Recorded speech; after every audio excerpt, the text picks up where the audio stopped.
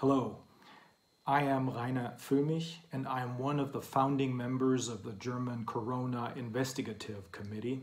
I'm licensed to practice law both in Germany and in California, and I was there in California from mid-February until the end of May of this year. From there, I watched in amazement how the situation in Germany and Europe unfolded. Initially, that is, up until early March, there had been talk that corona was a comparatively harmless flu virus, which the majority of the population wouldn't even notice. Face masks, like they were used in China, wouldn't help anyway, it was said. But suddenly this assessment was reversed by the very same people who had previously declared everything to be well under control.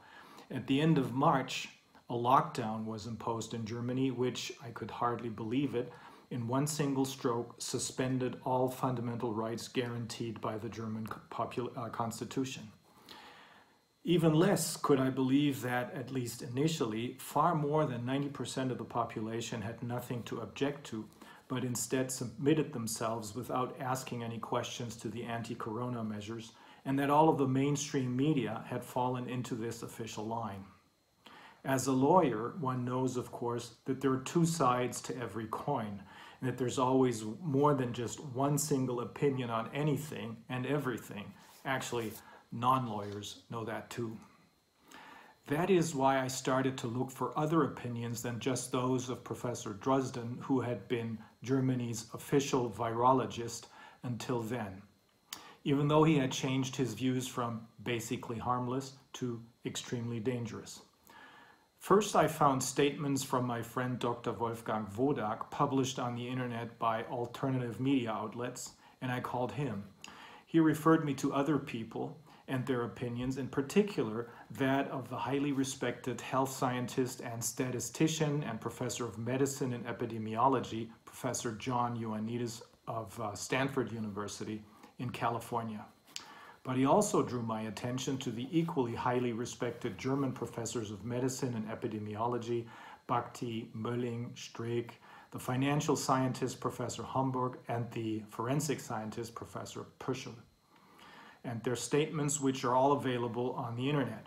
All of them, in my view, convincingly on the basis of their many years of professional experience and their own studies, still maintained the initial view as it was originally held also by Professor Drosten, according to which, firstly, the coronavirus had existed for a long time, and secondly, that it was no more or less dangerous than the seasonal flu virus.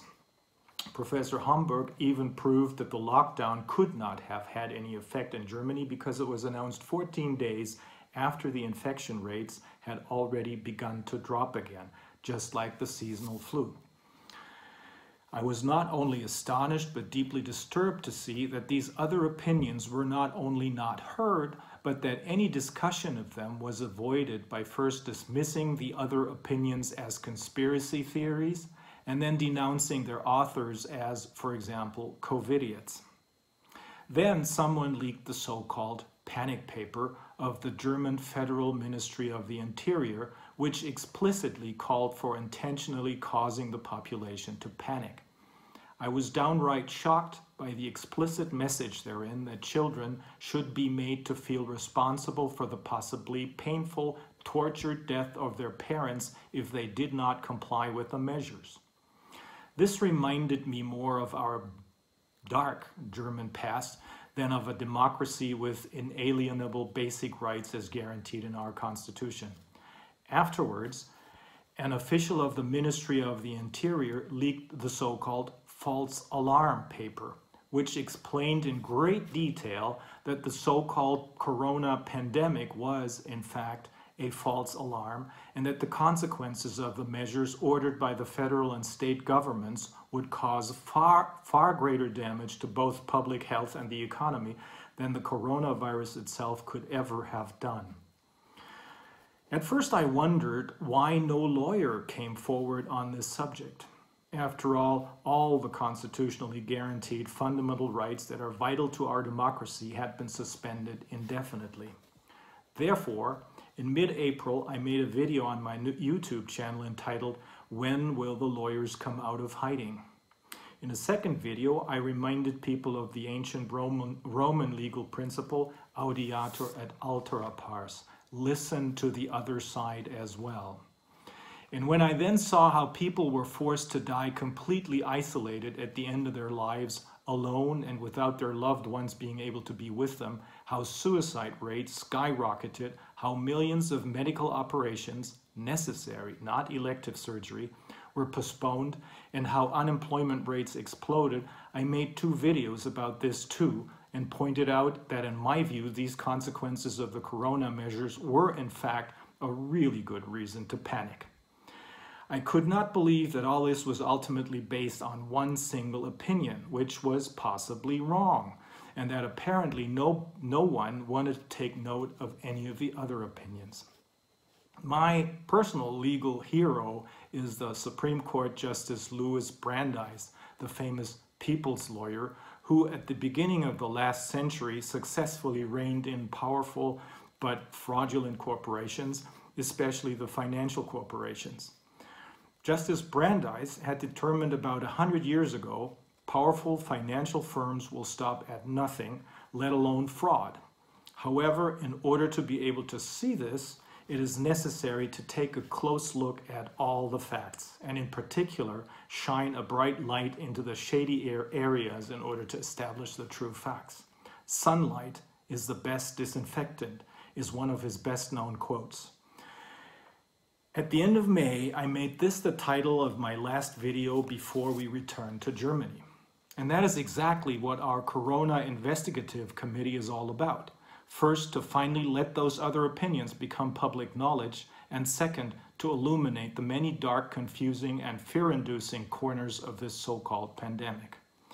Everyone should be able to form their own informed opinion as to whether these anti-corona measures, especially of course the lockdown and the face masks, have both a factual and a legal basis, or whether in the end, as more and more people seem to fear, that the virus is not any more dangerous than the seasonal flu, the tests are unreliable, and a review of the measures after 14 days or at least 3 weeks would have shown that they were neither necessary nor appropriate. We also want to know who is profiting in which way from those anti-corona measures. Should it turn out that the lockdown and other measures were without a sufficient factual and/or legal basis, this will have both legal and political consequences. And then one of the political and legal consequences will have to be the payment of full and complete compensation for damages suffered, especially to small and medium-sized enterprises, artists, and the self-employed who, unlike corporations, which have been paid billions of euros in compensation on demand, have so far received either little or no compensation at all. In any case, not at all adequate compensation. The longer the restrictions continue, the higher such claims for damages will pile up until September of this year, by which point in time, according to many banks' estimates, the full extent of the economic catastrophe caused by the anti-corona measures will become visible for everyone. Why are we doing this as lawyers? Because it is the original task of lawyers to find the facts and then evaluate them from a legal perspective. However, to do this, we need the expertise and professional competence of the scientists and medical practitioners mentioned above. Therefore, we will listen to them and question them.